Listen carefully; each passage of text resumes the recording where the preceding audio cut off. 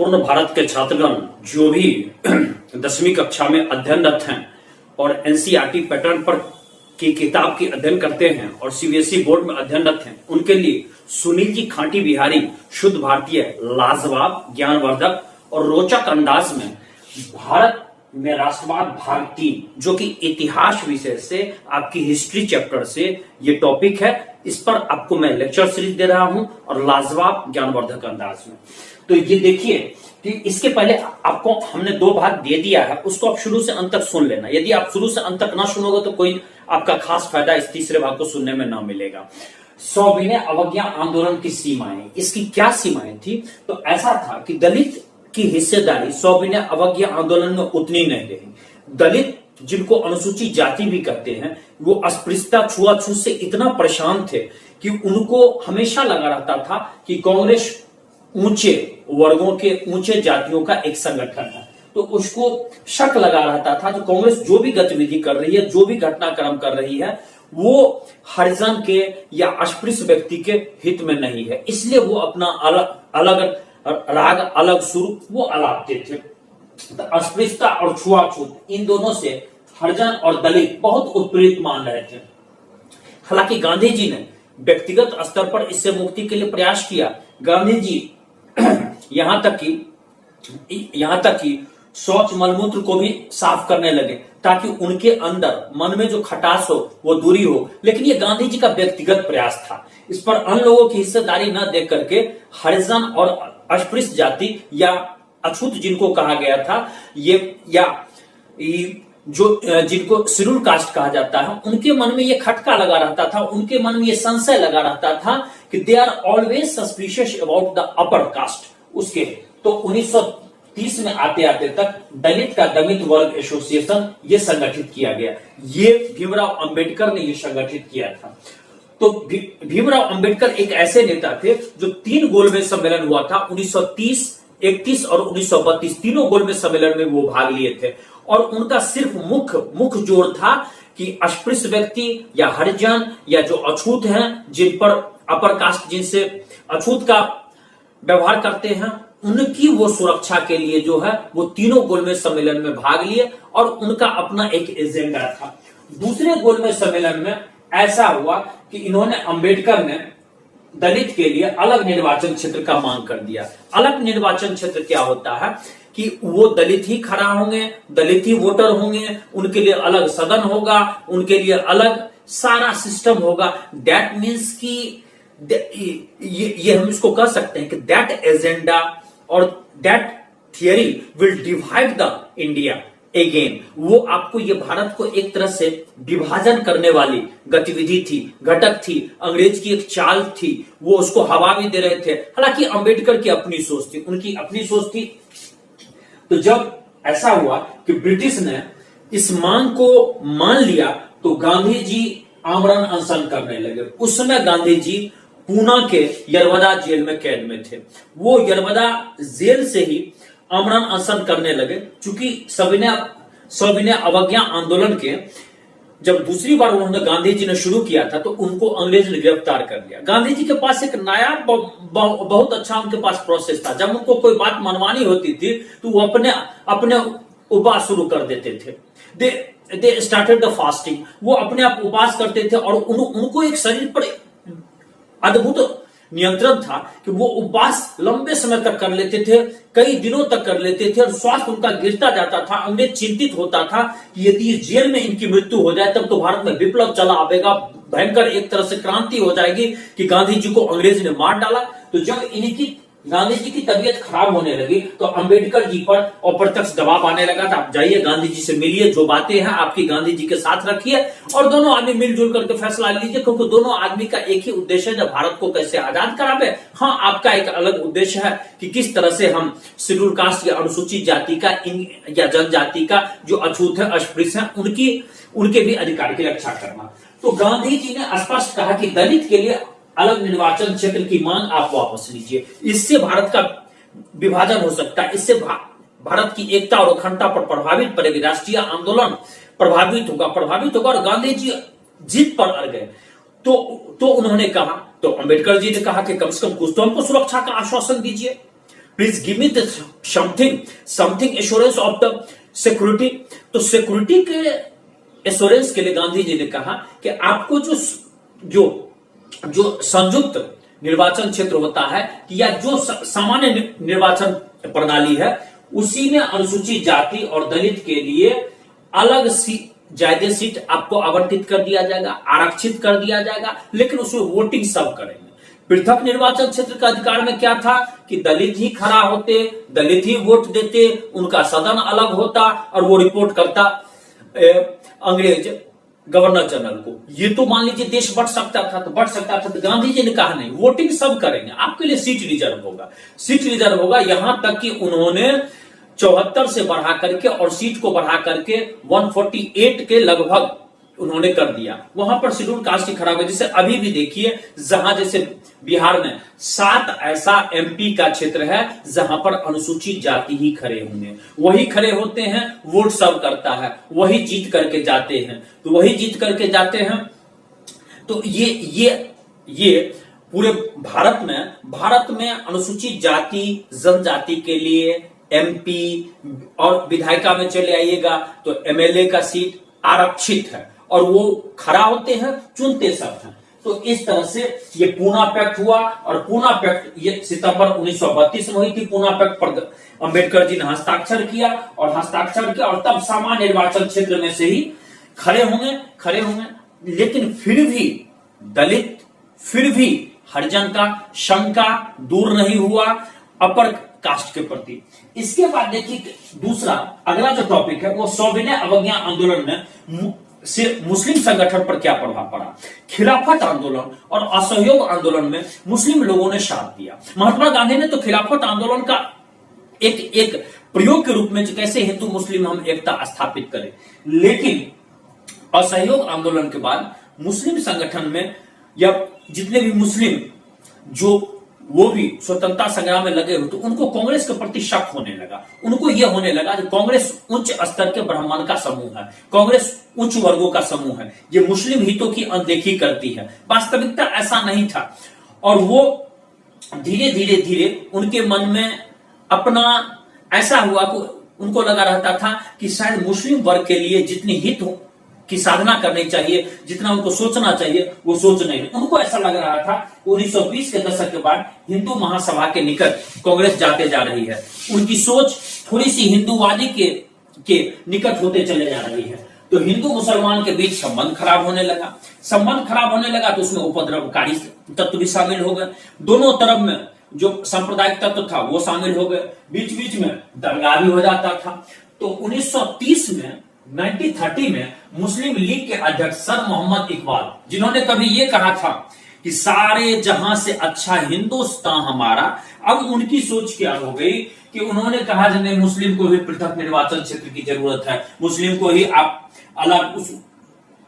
अलग उनको निर्वाचन क्षेत्र का अधिकार दीजिए, जहां मुस्लिम ही खड़ा होंगे, मुस्लिम ही वोट करेंगे, उनका सदन अलग होगा। फिर वही बात जो दलित के लिए पृथक निर्वाचन क्षेत्र का अधिकार मांग रहे थे, धीरे धीरे उनमें ये भाव आने लगा कि नहीं, ये जो मौलिक स्वरूप है जो अंग्रेज के अंदर भारत का है, इसमें मुस्लिमों का हित सुरक्षित, उनका अपना सोचना था, जबकि ऐसी कोई बात थी नहीं।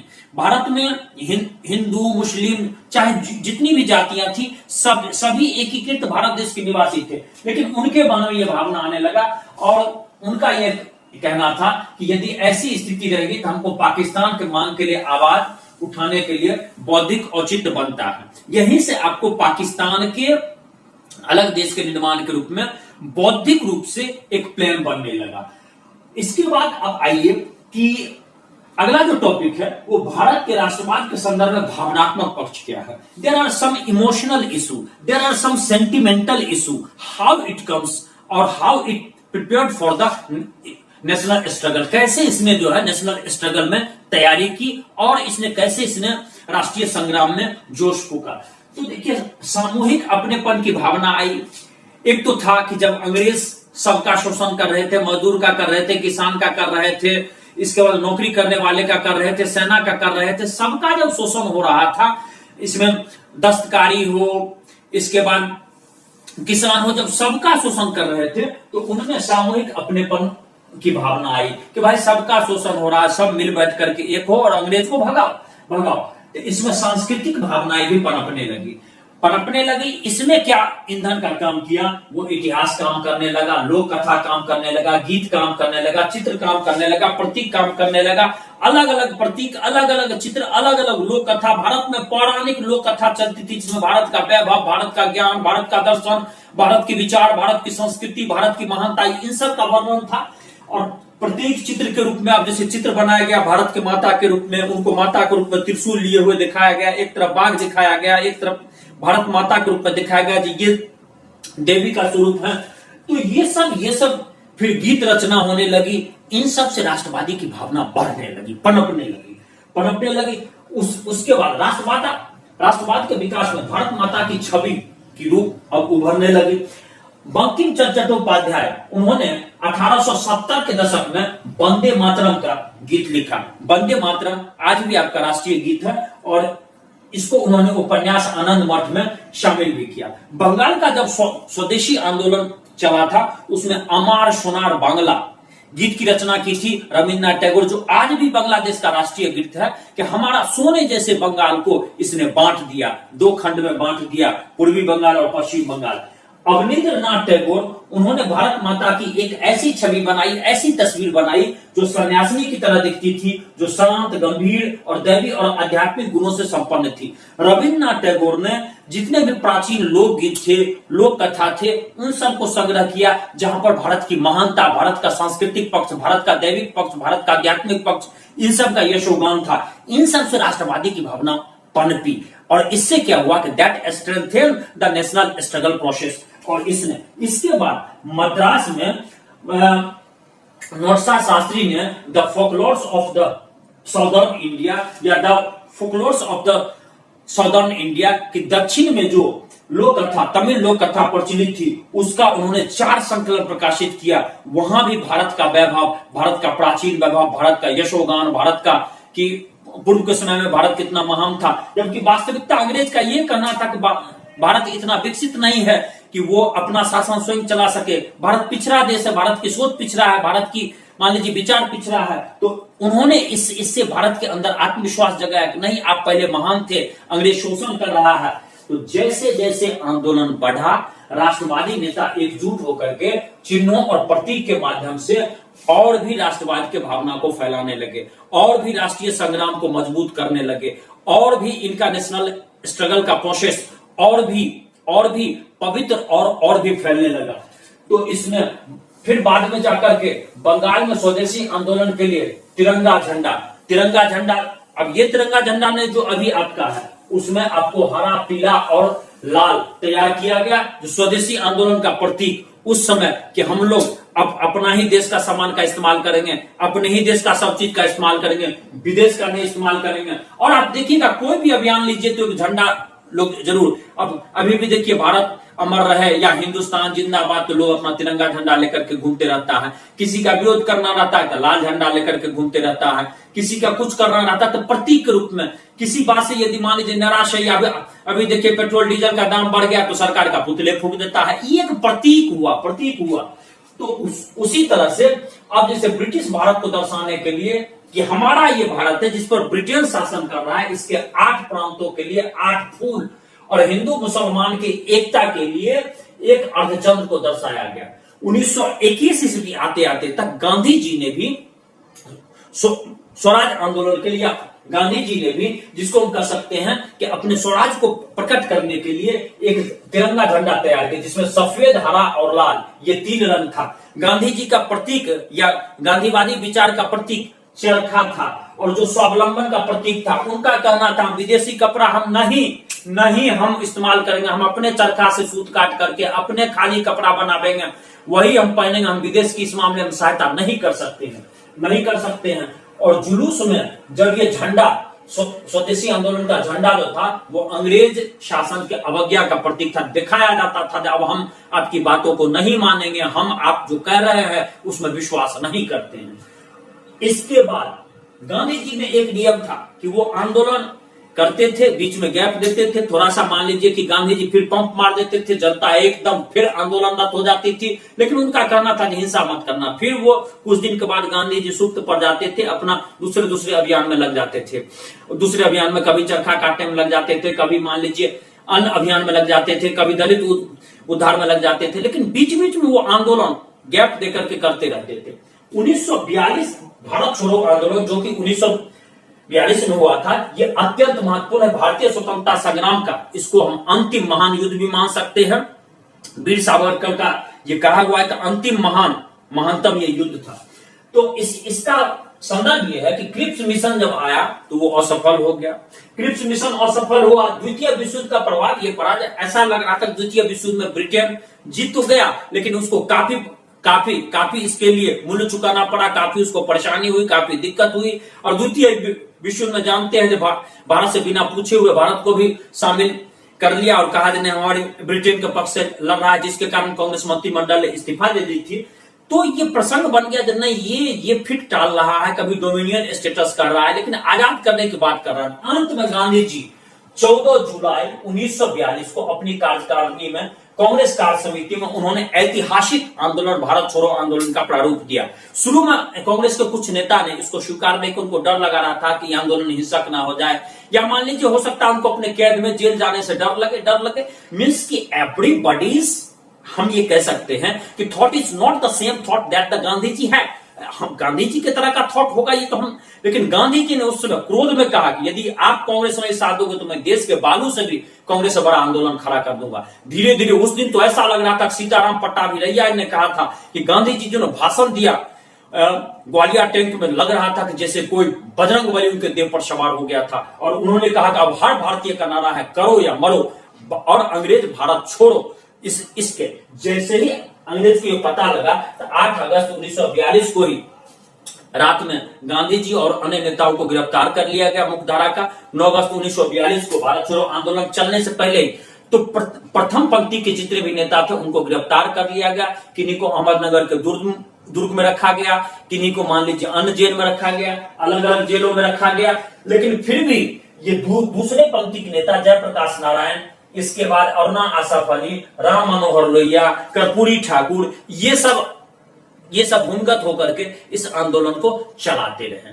तो इस तरह से भारत का राष्ट्रीय आंदोलन एक शीर्ष पर पहुंचा और अंत में जाते जाते तक 1947 में भारत आजाद हो गया। हालांकि असहयोग आंदोलन हो या सविनय अवज्ञा आंदोलन हो या भारत छोड़ो आंदोलन हो, आंदोलन लंबे समय तक पीक फॉर्म पर नहीं रहता, उसमें अलग अलग विचार भी फिर पनपने लगती थी। कभी कभी ऐसा भी होता था कि उसमें न चाहते हुए भी हिंसा का समावेश हो जाता था और कुछ लेकिन गांधी जी में एक मौलिक कला जरूर थी, उन्होंने अलग वर्गों को, चाहे मजदूर हो, किसान हो, व्यापारी हो, वाणिज्य से हो, चाहे बुद्धिजीवी हो, मध्यम वर्ग हो, गरीब वर्ग हो, महिलाओं हो, सबको उन्होंने जोड़ लिया था।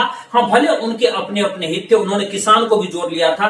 भले मान लीजिए कि किसान जमींदारी से परेशान होकर के जुड़े थे और उनको एक तरफ यदि उनमें विभिन्नता भी आती थी तो कोशिश करते थे एक मत हो करके हम लोग राष्ट्रीय संग्राम को आगे बढ़ावे, और जब अंग्रेज चला जाएगा तो फिर अपना मिल बैठ करके अपना निर्णय लेंगे। लेकिन दुर्भाग्य से अंग्रेज जाते जाते भी भारत का 2 भाग में विभाजन कर दिया, जिसका कभी आपको आगे के प्रसंग में बतलाया जाएगा। इस तरह से यदि आपको ये वीडियो पसंद आया तो मैं सुनील जी खाटी बिहारी आपसे यही आग्रह करूंगा कि आप सब्सक्राइब करें, अपने मित्रों को बतलाएं, दोस्तों को बतलाएं, यारों को बतलाएं, और बहुत जल्दी मैं आपको तीसरे चैप्टर की ओर भी मिलूंगा। जय बिहार, जय भारत।